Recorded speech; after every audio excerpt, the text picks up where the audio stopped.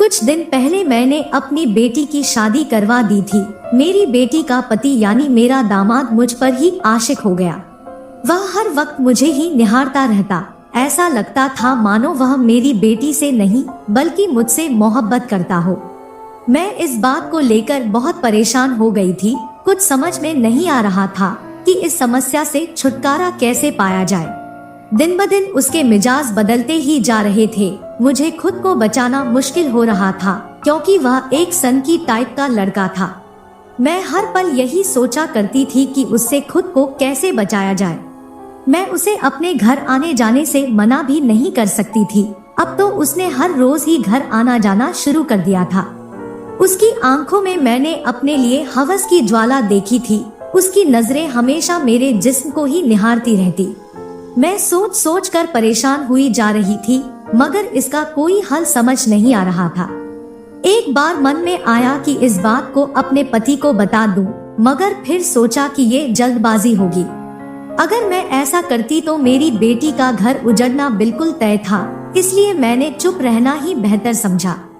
एक दिन तो हद ही हो गई जब मैं दोपहर के वक्त कमरे में लेटी हुई थी। मेरा दामाद आया और मेरे साथ जबरदस्ती करने की कोशिश करने लगा। आइए पूरी कहानी सुनते हैं। मेरा नाम शीला है और मेरी उम्र 34 साल है। मेरे माँ बाप ने मेरी शादी बहुत जल्दी करवा दी थी क्योंकि हमारे खानदान में लड़कियों की शादी जल्दी करवा दी जाती थी। इसलिए मेरी शादी भी 15 साल की उम्र में ही करवा दी गई थी और 16 साल की उम्र में ही मैं माँ बन चुकी थी। और इसी वजह से 34 साल की उम्र में ही मेरी बेटी जवान हो गई। आज भी हमारे खानदान में लड़कियों के जवान होते ही उनकी शादियां करवा दी जाती है। मेरी उम्र ज्यादा नहीं लगती थी क्योंकि मैंने खुद को काफी मेंटेन रखा हुआ था। पूरे मोहल्ले के अंदर मैं सबसे खूबसूरत थी। पड़ोसी और रिश्तेदार मेरी तारीफ करके थकते नहीं थे। लोग मेरी बेटी को मेरी छोटी बहन समझते थे। हम दोनों की शक्लें भी आपस में काफी मिलती थी। 16 साल की उम्र में ही मेरी बेटी पूरी तरह जवान हो गई थी। वैसे तो मेरी बेटी बहुत अच्छी थी, लेकिन स्वभाव से काफी चंचल थी। उसके चंचल स्वभाव की वजह से मुझे उसके बहुत चिंता होती थी, क्योंकि ऐसी लड़कियों को बहकने में देर नहीं लगती। इस बारे में मैंने अपने पति से भी बात की। फिर उन्होंने कहा कि अभी तो हमारी बेटी छोटी है, 18 साल की तो होने दो। धीरे धीरे वक्त बीतता गया। 2 साल कब बीत गए पता ही नहीं चला। अब बेटी 18 साल की हो चुकी थी। रिश्ते भी आने शुरू हो गए थे, लेकिन कोई ढंग का रिश्ता अभी तक नहीं मिला था। फिर एक दिन दूर के रिश्ते की बुआ रिश्ता लेकर आई। रिश्ता ही नहीं बल्कि लड़के को भी साथ लेकर आई थी। लड़के को देखा तो वह हम सबको बहुत पसंद आया, क्योंकि वह बहुत ही ज्यादा खूबसूरत था। लड़के की उम्र 23 से 24 के आसपास थी। मेरी बेटी तो उस पर पहली नजर में ही फिदा हो गई थी। इसलिए रिश्ता पक्का हो गया और 2 महीने बाद की डेट निकालकर शादी फिक्स कर दी गई। फिर उस लड़के का हमारे घर आना जाना शुरू हो गया। रिश्ता तो पक्का हो ही चुका था और शादी भी 2 महीने बाद होने वाली थी, इसलिए हमें उसके घर आने से कोई दिक्कत नहीं थी। जब भी वो हमारे घर आता तो 4-5 दिन रुक कर ही जाता। घर के छोटे छोटे कामों में मेरी बहुत मदद करता। इस बात से मुझे लगता था कि वह एक जिम्मेदार इंसान है और मेरी बेटी को बहुत खुश रखेगा। धीरे धीरे वक्त बीतता गया और शादी का दिन भी आ गया। बेटी की शादी हमने बहुत धूमधाम से की और बेटी की शादी में कोई कसर नहीं छोड़ी। मेरी बेटी शादी के कुछ दिन बाद हमारे घर आई। मुझे वो बिल्कुल भी खुश नहीं लग रही थी। वह मेरे बिल्कुल सामने आकर बैठी हुई थी और मेरा दामाद कमरे में जाकर लेट गया था। अपनी बेटी को इस हाल में देखकर मुझे बहुत ज्यादा चिंता हुई। अभी मैं उसकी तरफ देख रही थी कि उसकी आंखों में से आंसू निकलने लगे। लेकिन मैं यह भी जानती थी कि मेरी बेटी जरा जरा सी बात पर रोने लगती थी। उसका दिल बहुत ज्यादा नाजुक था। मैंने उसे बहुत ज्यादा प्यार से पाला था। मेरी बेटी की शादी को 4 महीने गुजर चुके थे। शादी होने से पहले मैं अपने दामाद को बहुत ज्यादा अच्छा समझती थी, क्योंकि वह दिखने में बहुत ही मासूम और भोला लगता था। मैं ये नहीं जानती थी कि मेरे दामाद के दिल में क्या चल रहा था। मेरा दामाद बहुत ज्यादा खूबसूरत और गठीले जिस्म का मालिक था, इसीलिए मेरी बेटी उस पर पहली नजर में ही फिदा हो गई थी। शुरू के दिनों में तो सब कुछ ठीक चल रहा था, मगर धीरे धीरे मेरे दामाद का ध्यान मेरी बेटी की तरफ कम जाने लगा। फिर मैंने अपने दामाद को बड़े प्यार से समझाया कि बेटा, आप दोनों को बहुत प्यार से रहना चाहिए। अभी तो शादी को हुए मात्र 4 महीने हुए हैं, फिर पूरी जिंदगी कैसे चल पाएगा। फिर उस दिन के बाद मेरे दामाद के व्यवहार में काफी फर्क आ गया। मेरी बेटी कह रही थी कि मम्मी, आपने मेरे पति को कौन सी दवाई पिला दी है जो वह अब काफी सुधर गए हैं। अब वह मेरे साथ अच्छे ढंग से बात करते हैं। अपनी बेटी की बात सुनकर मैं बहुत खुश हो गई। लेकिन कुछ दिनों से मैं एक बात नोट कर रही थी कि मेरा दामाद मेरी कुछ ज्यादा ही तारीफ करने लगा था। पहले तो मैंने यह सोचा कि ये नॉर्मल बात है, क्योंकि मैं अपने दामाद का बहुत ध्यान रखती थी। मगर धीरे धीरे वो मुझे छूने की भी कोशिश करने लगा। फिर मैंने उसके ऊपर ध्यान देना शुरू किया। इससे मैंने पाया कि वह तो मेरी तरफ सच में ही आकर्षित हो रहा था। वह हर वक्त मुझे ही निहारता रहता। ऐसा लगता था मानो वह मेरी बेटी से नहीं बल्कि मुझसे मोहब्बत करता हो।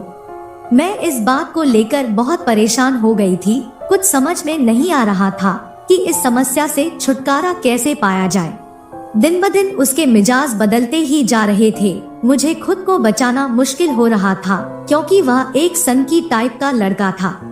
मैं हर पल यही सोचा करती थी कि उससे खुद को कैसे बचाया जाए। मैं उसे अपने घर आने जाने से मना भी नहीं कर सकती थी। अब तो उसने हर रोज ही घर आना जाना शुरू कर दिया था। उसकी आंखों में मैंने अपने लिए हवस की ज्वाला देखी थी।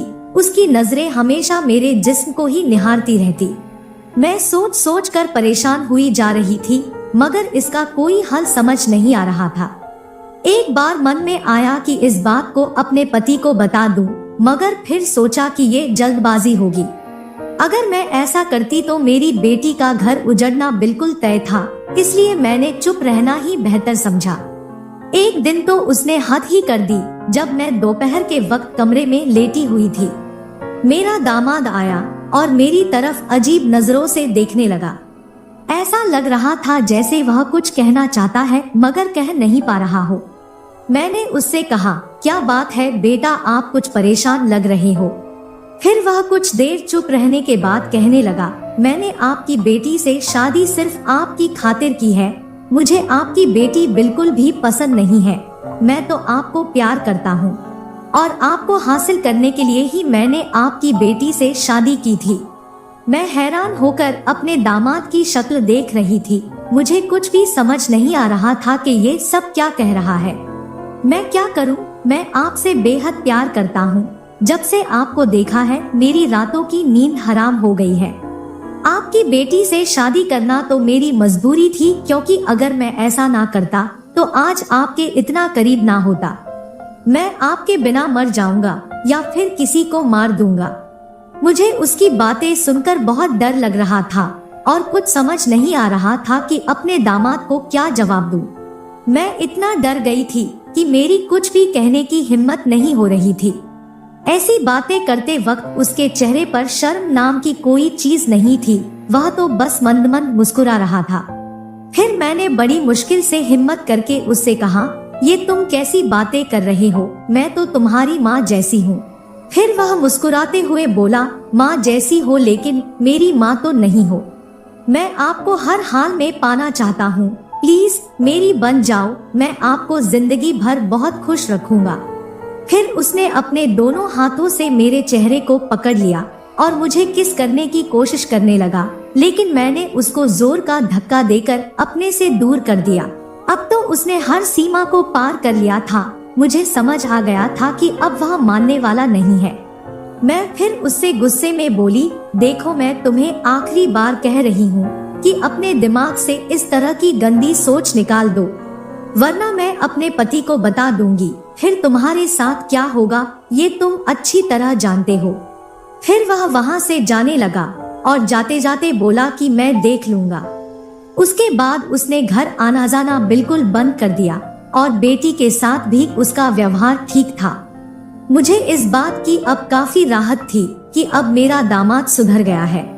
धीरे धीरे वक्त बीतता गया। मेरी बेटी की गृहस्थी भी सही ढंग से चल रही थी। एक दिन किसी काम से मुझे और मेरे पति को 2-3 दिनों के लिए शहर से बाहर जाना पड़ा, इसलिए मैंने बेटी और दामाद को घर की रखवाली के लिए बुला लिया।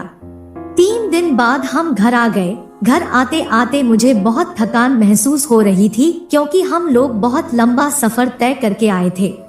घर आते आते रात के 8 बज चुके थे। मैंने कुछ देर रेस्ट किया और उसके बाद नहाने के लिए बाथरूम में चली गई। नहाते वक्त मुझे ऐसे लगा जैसे कोई मुझे देख रहा हो, क्योंकि मुझे एग्जॉस्ट फैन की तरफ से कुछ आवाज सुनाई दी थी। जब मैंने ऊपर की ओर देखा तो वहाँ कोई नहीं था। शायद यह मेरा भ्रम था। अगले दिन सुबह मेरे पति ड्यूटी चले गए और बेटी और दामाद भी अपने घर चले गए। दोपहर के कोई 2 बजे के आसपास डोर बेल बजी। मैंने दरवाजा खोला तो बाहर मेरा दामाद खड़ा था। वह कहने लगा कि उसका कोई यहाँ पर सामान रह गया था, इसलिए आया है। फिर वह अंदर रूम की तरफ चला गया और मैं भी उसे चाय बनाने के लिए किचन में चली गई। थोड़ा ही वक्त बीता था कि वह किचन में आ गया और मेरे पीछे खड़े होकर मुझे अपनी बाहों में भर लिया। उसकी पकड़ इतनी मजबूत थी कि मैं अपने आप को छुड़ाने में कामयाब ना हो पाई, क्योंकि मेरे दोनों हाथ भी उसके बाजुओं की मजबूत पकड़ में थे। फिर मैंने उससे गिड़गिड़ाते हुए कहा, मुझे छोड़ दो प्लीज, मैं तुम्हारे आगे हाथ जोड़ती हूँ। फिर उसने मुझे अपनी बाहों से आजाद कर दिया और मैंने भी थोड़ी राहत की सांस ली। फिर वह मुस्कुराता हुआ बोला, शीला जी आपको कुछ दिखाना चाहता हूँ। फिर उसने अपना फोन निकालकर फोन को मेरी तरफ घुमा दिया। वीडियो देखकर तो मेरे पैरों तले जमीन ही खिसक गई। मुझे ऐसा लग रहा था जैसे मैं चक्कर खाकर गिर जाऊंगी। ये मेरी उस वक्त की वीडियो थी जब मैं बाथरूम में नहा रही थी। वो एक क्रूर मुस्कान बिखेरते हुए बोला, शीला डार्लिंग, अब तो मेरे अरमान पूरे करने ही पड़ेंगे, नहीं तो मैं यह वीडियो वायरल कर दूंगा। मैं उसके आगे बहुत गिड़गिड़ाई, उसके पैर तक पकड़े, मगर उस हैवान ने मेरी एक न सुनी। अब उसने मुझे खींचकर अपनी बाहों में जकड़ लिया। मैं अपने आप को छुड़ाने की कोशिश करने लगी।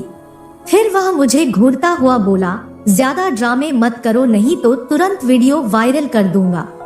अब मुझे पूरा यकीन हो गया था कि ये शैतान अब मुझे छोड़ने वाला नहीं है।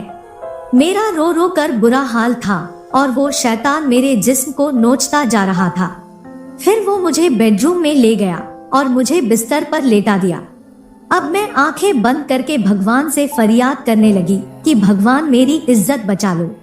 मैं फरियाद कर ही रही थी कि तभी दरवाजे पर जोरदार दस्तक हुई। मैं दरवाजे की तरफ भाग गई और मैंने चलते चलते ही फैसला कर लिया कि चाहे बाहर कोई भी हो, मैं इस सच्चाई को जरूर बताऊंगी। जब मैंने दरवाजा खोला तो बाहर मेरी बेटी और 4 पुलिस वाले खड़े थे। मैं अपनी बेटी से लिपटकर जोर जोर से रोने लगी। तभी मेरी बेटी ने अपने पति की तरफ इशारा करते हुए कहा, ले जाइए सर, इसे, यही है वो हैवान। फिर पुलिस वाले मेरे दामाद को पकड़ कर ले गए और अदालत ने उसे 5 साल की सजा सुनाई। जब मैंने अपनी बेटी से पूछा कि वह यहाँ कैसे आई, तो उसने बताया कि उसने अपने पति को कल रात वीडियो बनाते हुए देख लिया था। वह उसे रंगे हाथ पकड़ना चाहती थी, इसलिए उसने किसी से कुछ नहीं बताया था। अपने पति के घर से निकलते ही उसने थाने जाकर पुलिस वालों को सारा माजरा बता दिया था और जल्दी ही पुलिस लेकर यहाँ पहुँच गई। दोस्तों, किसी भी मुसीबत के आने से पहले प्रकृति हमें संकेत जरूर देती है। वो अलग बात है कि हम समझ पाते हैं या नहीं।